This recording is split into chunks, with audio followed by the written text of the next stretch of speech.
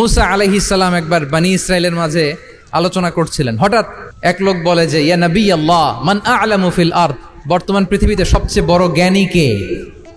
তো মুসা আলাইহিস সালাম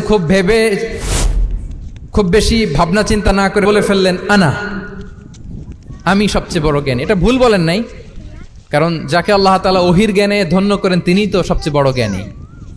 আনা, আমি সবচেয়ে বড় জ্ঞানী। তো আল্লাহ তাআলা এই রেসপন্সটা, এই আনসারটা পছন্দ করেন না। আল্লাহ তাআলা চাচ্ছিলেন মুসা আলাইহিস সালাম যদি বলতো যে আল্লাহই ভালো জানে বা আল্লাহু আ'লাম, আল্লাহই সবচেয়ে জ্ঞানী, এটা আল্লাহ পছন্দ করতেন। তো উনি যখন বলে ফেলছেন আমি, আল্লাহ বলে না মুসা, তুমি যে বলে ফেললে আমি সবচেয়ে বড় জ্ঞানী, তুমি তো সবচেয়ে বড় জ্ঞানী নও, তোমার চেয়ে বড় জ্ঞানী আছে। শুনে তো মুসা আলাইহিস সালাম অবাক, কি আমার চেয়ে বড় জ্ঞানী কোথায়?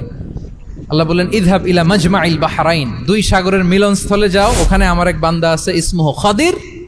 ওই খাদির, যারে আমরা বাংলায় খিজির বলি আর কি, এই খিজির তোমার চেয়েও জ্ঞানী। আল্লাহু আকবার। আপনারা সূরা কাহাফের তাফসীর পড়লে জানতে পারবেন। গেলেন, নৌকার মধ্যে বসা,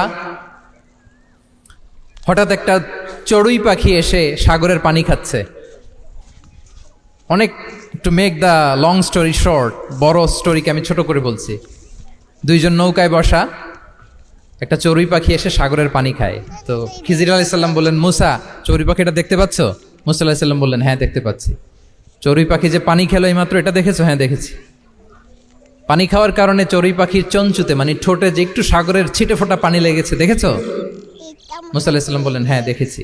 তো খিজির আলাইহিস সালাম বললেন এই যে সাগর থেকে, মহাসাগর থেকে পানি খাওয়ার কারণে চড়ুই পাখির ঠোঁটে সামান্য সাগরের ছিটে ফোটা পানি যতটুকু ঠোঁটে লেগে আছে, এটা হচ্ছে তোমার, আমার আর মহাবিশ্বে আমরা যারা আছি সবার জ্ঞান।